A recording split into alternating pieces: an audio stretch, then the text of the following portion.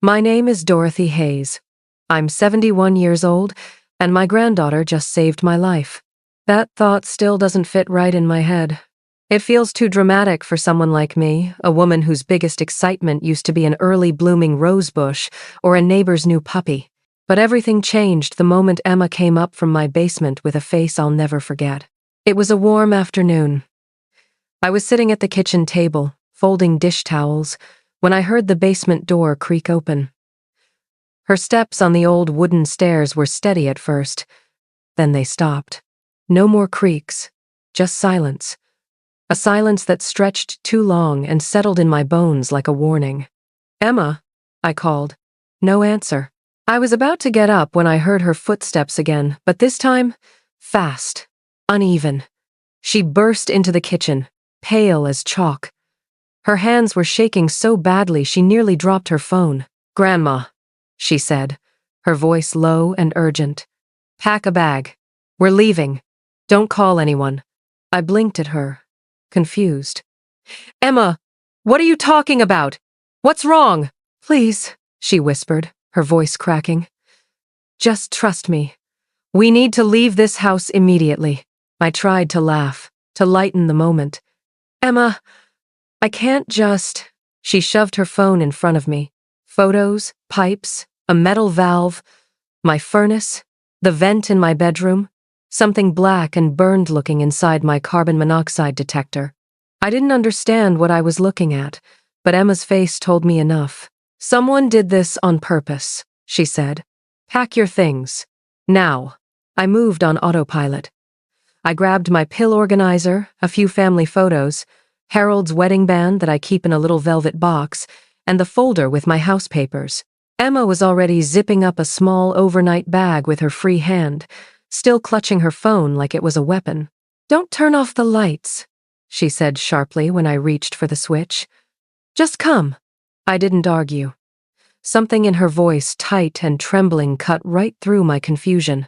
We slipped out through the back door, and I felt the breeze against my face like it was the first real breath I'd taken in weeks. By the time Emma pulled the car out of the driveway, my heart was hammering. I looked at her hands, gripping the steering wheel. They were steady now. Her jaw was clenched like someone ready for a fight. Then my phone lit up. Linda. Robert. Linda again.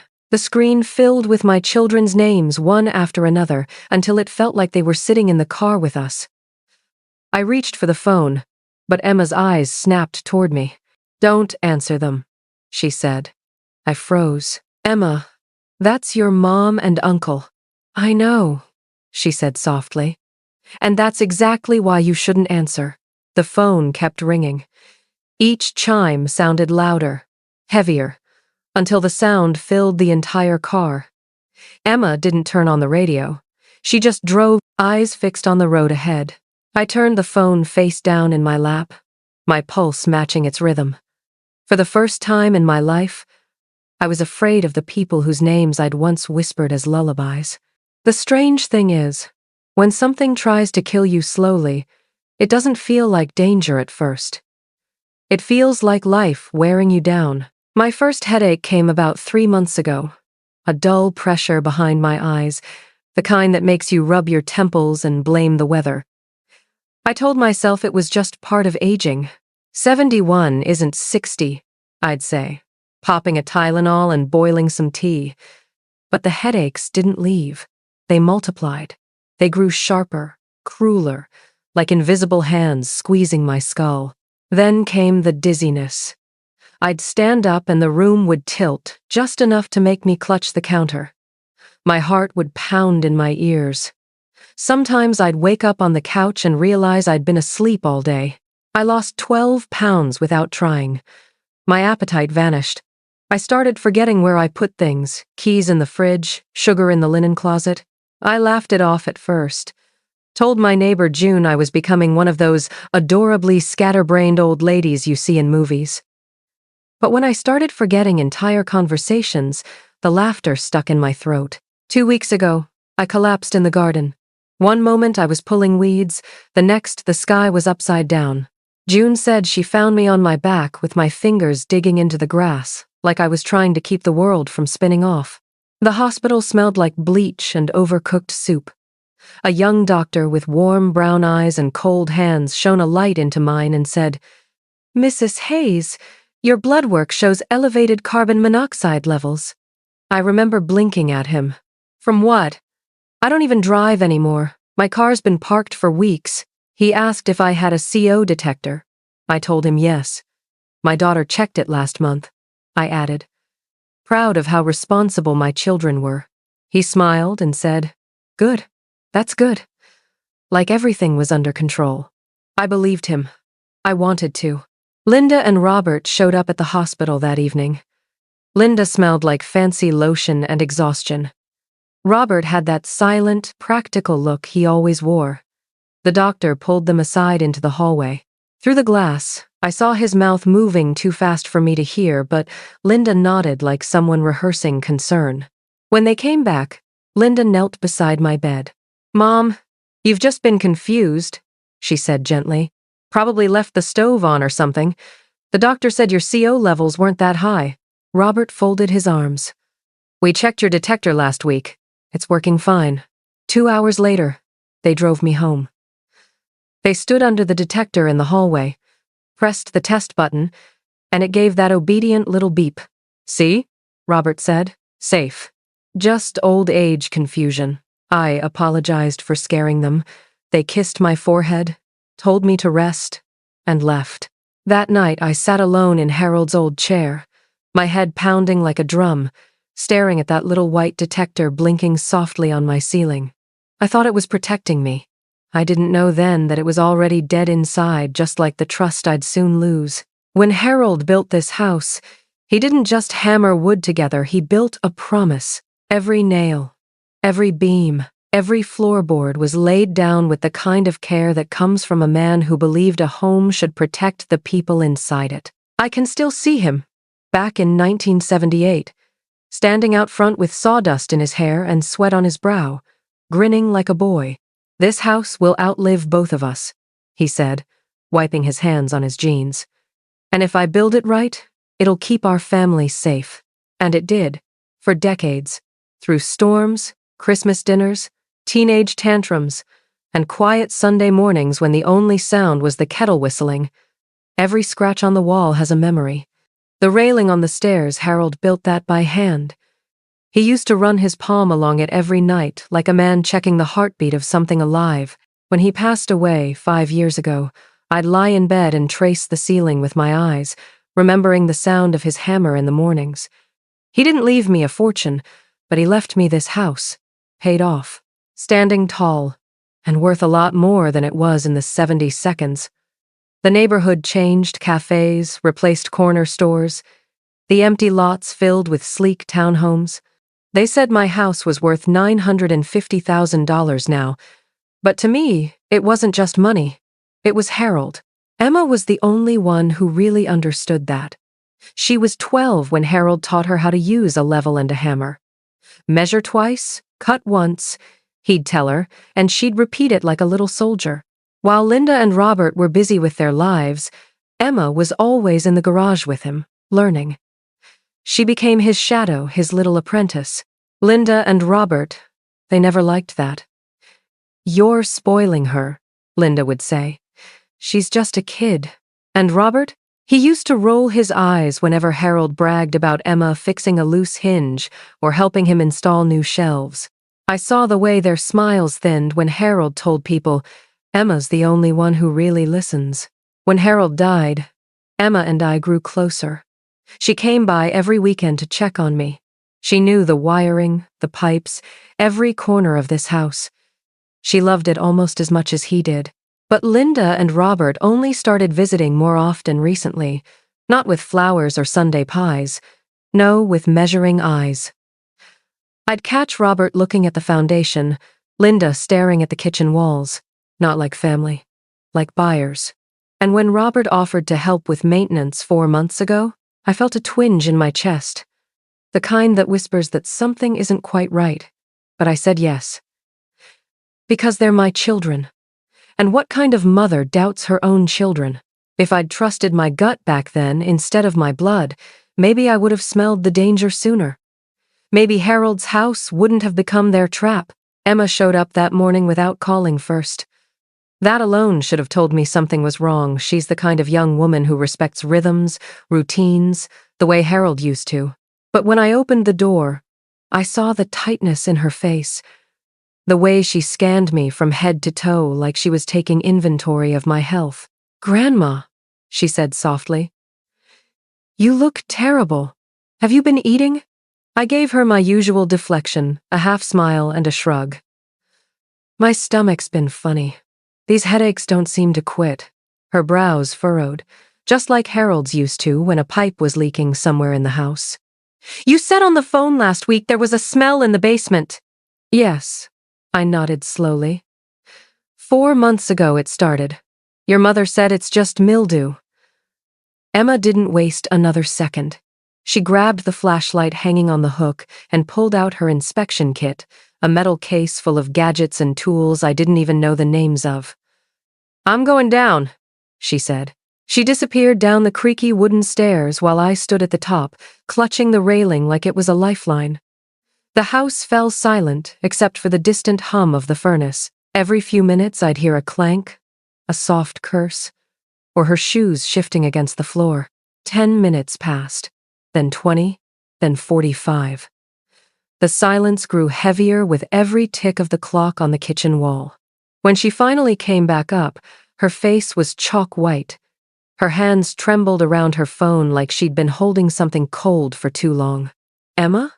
I whispered. She swallowed hard. "Grandma, someone's been down there. Someone changed the furnace system." She held up her phone, and I saw the photos. My furnace, but not the way Harold left it. A shiny bypass valve had been installed along the main line. There was a timer attached, wires running like veins. It looked deliberate. It looked professional. "This is carbon monoxide bypassed straight into the house," she explained, voice shaking. "Someone designed it to release it through your vents. Slowly, over time." My stomach flipped. I didn't fully understand all the technical words, but I understood her eyes. She climbed up on a chair and opened the CO detector on the ceiling. With one practiced motion, she exposed its wiring. "It's been disabled," she said flatly. "The test button works, but it can't actually detect anything." My throat tightened. Who would do this?" Emma didn't answer. She moved to my bedroom vent, unscrewed the cover, and peeled it back with careful fingers. "Fresh caulking," she murmured. "They sealed it from the inside to trap the gas. It's meant to build up here while you sleep." I gripped the edge of the kitchen counter, my knees weak. "Emma, who touched the furnace?" Her eyes met mine, dark and glistening. "Who did the maintenance 4 months ago?" "Your Uncle Robert," I whispered. "And who checked the CO detector?" "Your mother, Linda." Her breath caught. "Grandma, they're trying to kill you." I felt the floor tilt beneath me. Not from dizziness this time, but from the kind of truth that cracks the world in half. The moment those words left Emma's mouth, something inside me went cold. "They're trying to kill you." I must have stood there, frozen, for a full 30 seconds, long enough to hear the furnace rumble through the floorboards, that same low hum I'd lived with for decades. It didn't sound like safety anymore. It sounded like a predator breathing beneath my house. Emma didn't waste a second. She grabbed my old overnight bag from the hallway closet and snapped it open. "We're leaving. Right now." "Emma, wait." "No, Grandma. 5 minutes. That's all we have. Don't call anyone. Especially not Mom or Uncle Robert." I watched her move like a soldier on a mission. No hesitation, no fear in her hands, even though it was all over her face. She shoved clothes into the bag and handed it to me. "Take your medications, ID, and anything important. Nothing else." My heart thudded in my ears. I opened the drawer and took out Harold's wedding ring, my blood pressure pills, the folder with the house deed, and one photo Harold standing in front of this very house in '78, smiling like he'd built a fortress. I slipped it all into the bag. Emma took her phone, knelt by the basement door, and started snapping photos like evidence in a crime scene. "I'm backing everything up to the cloud," she said, almost to herself. "They can't erase this." As we stepped out the back door, I saw it. Parked down the street, Linda's car, her dark blue sedan, just sitting there. "Emma," I whispered, gripping her arm. "Your mother's car." Her jaw tightened. "I know. That's why we're not going through the front." The air outside was warm, but a chill threaded down my spine as we moved through the garden Harold once planted. Emma helped me into the passenger seat of her old silver Honda, and as soon as she started the engine, it felt like we were breaking out of a prison I didn't even know I'd been trapped in. She drove fast but steady, eyes scanning the mirrors. I stared at the house as it disappeared behind us, my safe place, my history, my trap. The phone in my lap lit up. Linda calling. Then Robert. Then Linda again. Their names filled the screen like ghosts refusing to let go. My thumb hovered over the green button. Emma glanced at me, her voice calm but sharp. "Don't answer them." I swallowed hard. "Emma, that's your mom. And your uncle." She kept her eyes on the road. "I know. That's exactly why you shouldn't answer." The ringing felt louder with every mile. I turned the phone face down, my hands shaking. 30 minutes later, she pulled into a 24-hour diner off the highway, the kind with peeling neon lights and coffee that smells like burnt hope. She parked in the far corner, away from the road, and turned to me. Her hands were gripping the steering wheel so tightly her knuckles were white. "Grandma," she said, finally exhaling. "I need to tell you why." I nodded, bracing myself. "Uncle Robert's company went bankrupt 8 months ago. Aunt Jennifer's treatments cost $15,000 a month. Mom's drowning in debt, legal fees, credit cards, everything. Your house is worth nearly $1 million. If you die, they split it. It fixes everything for them." I felt the world tilt again. "But I'm their mother." Emma's voice cracked. "And they're desperate." The silence between us was heavy, filled with betrayal I hadn't earned. I stared at my hands in my lap, hands that once held theirs when they were small. I had no words left. The motel sat off a quiet stretch of highway, the kind of place you only end up at when you're running away or you're too tired to care where you sleep. Faded yellow paint peeled off the walls, and a buzzing neon sign flickered vacancy like a warning. Emma parked close to the exit, her eyes sweeping the lot before she even opened her door. She booked the room in cash, no names, no credit cards. I watched her speak to the night clerk in a low, steady tone, her body tense like a spring. Emma has Harold's jawline and his kind eyes, but in moments like this, she also has his fire. I'd never seen her like this before, not as my granddaughter, as a protector. Room 118 was on the first floor, 2 doors from the end, right by the emergency exit. Emma checked every corner of the room, the locks, the bathroom window, even the back of the closet door. Only when she was satisfied did she help me sit down on the edge of the bed. My hands hadn't stopped shaking since we left the house. "Grandma," she said quietly, crouching in front of me. "I need to go back to the house." My chest tightened. "What?" "No. Emma, no." "I have to. Your medical journal is on your nightstand. It documents everything, your headaches, your dizziness, the weight loss, all of it. The police will need it. It's proof this has been going on for months." I reached for her hand. "It's not safe." She squeezed back, and I saw Harold in her eyes. "I'll be careful, I promise. Lock the door behind me. Don't answer your phone. Not for anyone." The door clicked shut behind her, and the silence in the room turned heavy, the kind that hums in your bones. I sat on the bed with my back against the wall, clutching my overnight bag like a lifeline. My phone buzzed again. 4 missed calls from Linda. 9 from Robert. Text messages followed. "Mom, where are you? We're worried. Emma is confusing you. Please come home. Just talk to us. We can fix this. Mom, please answer." Each message made my stomach twist tighter. I wanted to believe them. I wanted to believe my children couldn't be capable of something like this. But Emma's trembling hands in that kitchen, The sealed vent, the broken detector, all of it screamed louder than their words. 90 minutes passed. 90 long, quiet, suffocating minutes. Then the keycard beeped. I almost screamed. Emma burst through the door, breathing hard, hair slightly damp from the night fog. "They were there," she whispered. "Mom and Uncle Robert." I hid in the garage and listened. My blood ran cold. "What did you hear?" She leaned against the wall, catching her breath.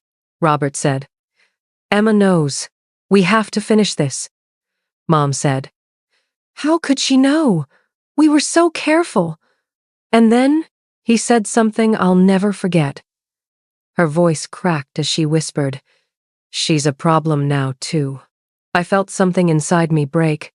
My children weren't just planning to kill me. They were ready to silence Emma, too. Emma switched off the room light and peered through the curtain.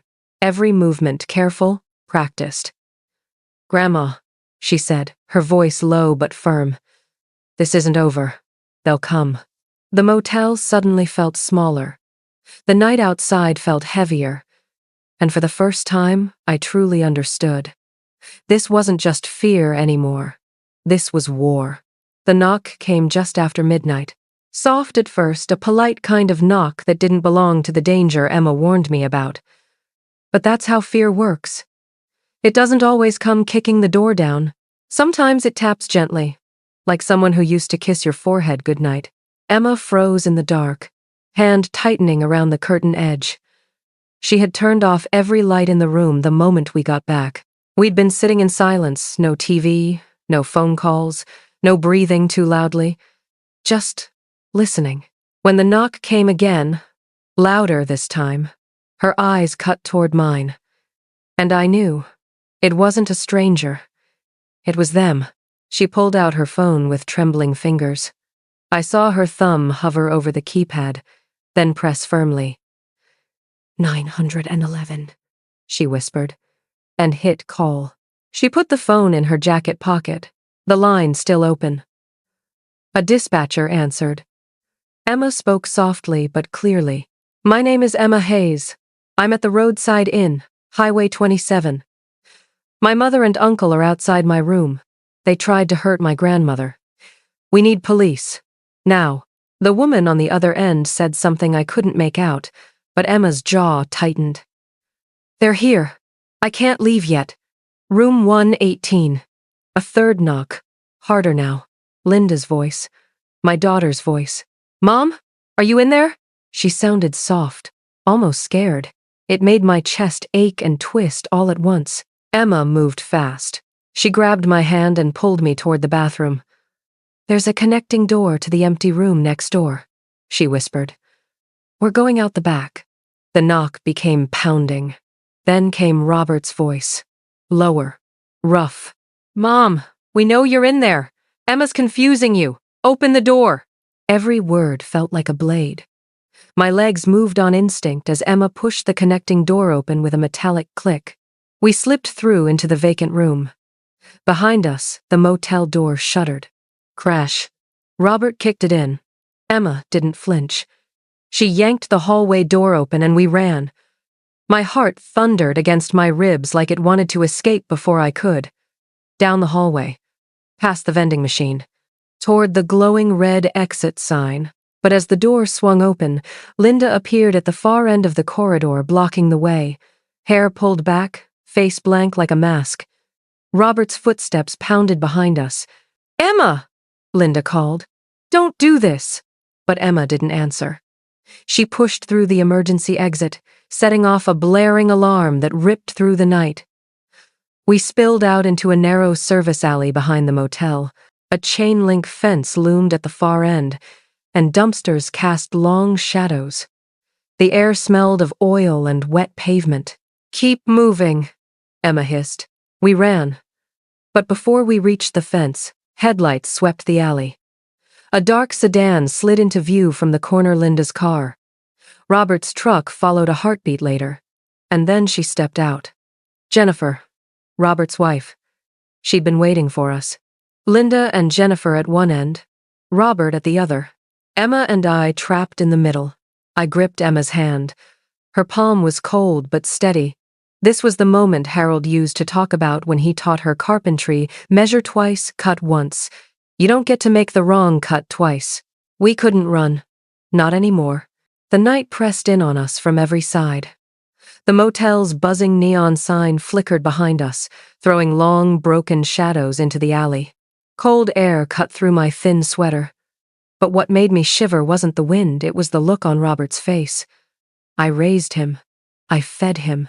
I held him when he broke his arm at 9 years old.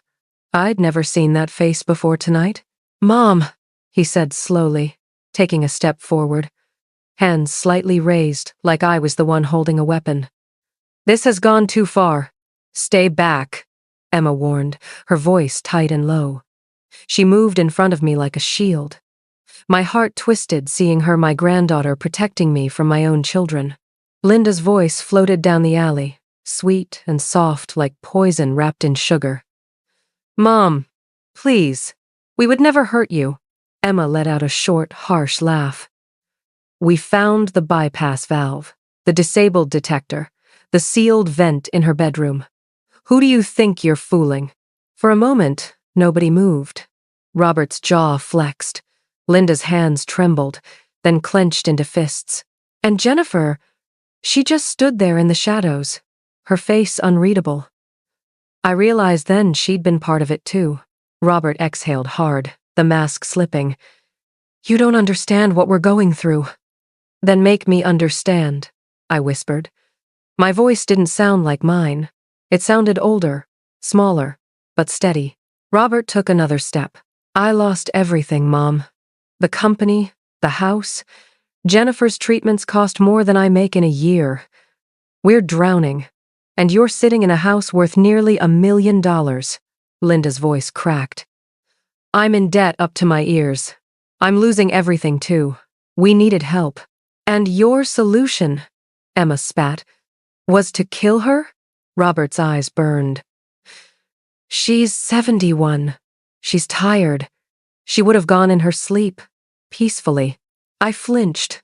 Peacefully. That's how my son explained murdering his own mother. Linda stepped forward, tears streaking her face. "We weren't going to let you suffer. We couldn't see another way." I felt my throat tighten, but I forced the words out.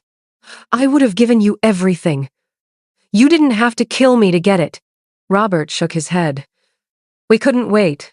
We needed the money now." Emma's hand slipped into her jacket. Robert noticed. "What's that?" he barked. She didn't flinch. "You might want to know," she said slowly. "The 911 call has been open this whole time." Robert froze. "You just confessed to everything," Emma continued. "Every word, every threat. It's all recorded." For a heartbeat, everything stopped. Then the sound of sirens tore through the night. Red and blue lights flashed against the alley walls, bouncing off Linda's tear-streaked face and Robert's empty stare. Robert's hand twitched toward his jacket pocket. Emma stepped forward, voice sharp as a blade. "Don't!" The first cruiser screeched into the lot. Doors slammed. Officers shouted commands. "Drop the syringe! Hands where we can see them!" Robert's eyes widened. He hadn't realized how fast it had all fallen apart. The syringe clattered against the pavement, rolling until it stopped at my feet. The moment the syringe hit the ground, the world snapped back into motion. 4 police cars boxed the alley like a steel trap. Red and blue lights bled into the night, painting everything in harsh, unforgiving colors. Officers stormed in, weapons drawn, their voices steady and sharp. "Hands where we can see them!" Robert lifted his hands slowly, like someone finally realizing he'd lost. Linda stood frozen, her mascara streaking down her cheeks, mouth trembling but silent. Jennifer raised her arms immediately, stepping back with wide, frightened eyes. The whole scene felt detached, like I was watching it from behind glass. An officer cuffed Robert first. "Robert Hayes, you're under arrest for attempted murder." His voice cracked. "I was just trying to help her, she's confused." The officer cut him off. "Save it for your lawyer. We heard everything. Another pair of hands pulled Linda's wrists behind her back. She didn't fight. She just cried quietly. The sound was soft, but it hurt more than any scream could have. Jennifer was cuffed last, saying nothing. Her silence was heavier than words. I stood there shaking, the weight of 71 years pressing down on my chest. Emma wrapped an arm around my shoulders, grounding me like Harold used to when storms rattled the windows. A detective, an older man with tired eyes and a steady presence, approached us. "Mrs. Hayes," he said gently. "I'm Detective Morrison. You're safe now. We've got enough on that recording to bury them in court. You and your granddaughter saved your own lives tonight." I nodded, but the words, "You're safe now," didn't land the way he meant them to. Safety wasn't something you got back overnight. Not after this. As the police cars pulled away, Linda turned her head. Her tear-streaked face caught the flashing lights. "Mom," she called weakly through the open window. "I'm so sorry. I love you." I turned away. I couldn't hold her gaze. Not tonight. Robert's voice was louder. "Emma," he shouted as his cruiser door shut. "You don't understand what you've done to this family." Emma didn't answer. She just tightened her grip on my hand. "I saved it," she whispered under her breath. "The part worth saving." The cruisers rolled away, their sirens fading into the distance, leaving the alley suddenly quiet again. Too quiet. The kind of silence that follows a war. Detective Morrison's voice broke it gently. "We'll need both of you at the station. We'll take your statements tonight, and a forensics team will secure the house. My house. Harold's house." The thought landed like a stone in my chest. The same walls meant to protect me had been turned into a weapon by my own children. Hours later, under the harsh fluorescent lights of the police station, Emma and I gave our statements. Everything. The headaches, the CO levels, the photos, the motel, the alley, the confession. Morrison listened without interrupting, taking notes like each word was a nail sealing a coffin. When it was done, he closed his notebook softly. "This was one of the most calculated attempts I've ever seen," he said. "But you two were smarter." Emma managed a tired smile. I didn't. As we left the station, I glanced at the clock on the wall. It was 4:12 a.m. My children were in custody. My trust was in pieces. My heart didn't know how to feel. I'd lost them that night. Not just as suspects, as family. The house was sold 2 months later. I signed the papers at a notary office with hands that no longer shook, though they felt heavier than they ever had. A young couple bought it wide-eyed, excited, holding hands the way Harold and I once did. They talked about raising children, planting a garden, baking pies. I didn't tell them what happened inside those walls. I let them dream. Let the house begin again without the weight of betrayal hanging over its beams. Emma took Harold's cabinets down carefully before the sale. The cherry wood still smelled faintly of sawdust and oil, like the days when he spent hours carving in the garage. She saved the kitchen cabinets, the living room bookshelf, and the front door with our family initials. "These," she said, brushing her hand over the smooth wood, "are what he built with love, not the house. This." She was right. We moved into a modest 2-bedroom apartment across town. A smaller space, brighter. No creaky furnace in the basement, no ghosts in the vents. Just the steady hum of the city outside our window. Emma insisted on moving in with me. "You're stuck with me, Grandma," she said with a grin, carrying a toolbox through the door on the first day. The first night, I slept without checking the locks 5 times. That felt like a miracle. Emma spent a weekend reinstalling Harold's cabinets in our new kitchen. She measured everything twice, just like he taught her. When she was done, the wood fit perfectly, as if it had always belonged here. She stepped back and said, "See? Grandpa's still looking out for us." And for the first time in a long while, I believed it. I started therapy not long after. The sessions weren't easy. Grief is strange. I wasn't mourning the death of my children. I was mourning the truth about them. Mourning the people I thought they were. The therapist told me, "You can love someone and still accept that they chose to hurt you." It didn't make it less painful, but it made it real. Emma became something of a quiet local hero. The story of the granddaughter who saved her grandmother's life spread after the trial. She got interview requests, even a city award. She turned most of it down except for speaking at a senior center about carbon monoxide safety. "Grandma's story might save someone else," she told me. I squeezed her hand. A year passed.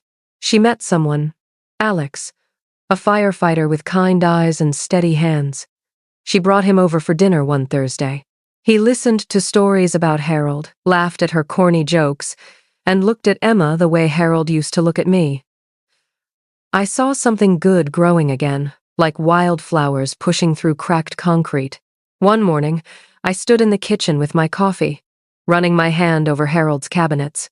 The wood was warm from the sunlight streaming in through the window. I whispered softly, "We're safe now." Robert and Linda were still in prison. They'd taken plea deals. I hadn't visited since that day. I didn't hate them, but I couldn't carry them anymore either. Some bonds don't break, they rot. And letting go isn't cruelty, it's survival. Emma came out of her room with Harold's old tool belt around her waist, ready for another inspection job. She kissed my cheek like she always does. "Be safe," I said. "Always, Grandma." As the door closed behind her, I whispered to the cabinets, to the man who built them, to the life we lost and the one we saved. "Thank you, Harold, for building something that mattered. The house is gone, but the legacy, the real one, lives on in Emma's hands, in the strength she carries, in the life she saved. And for me, that's enough."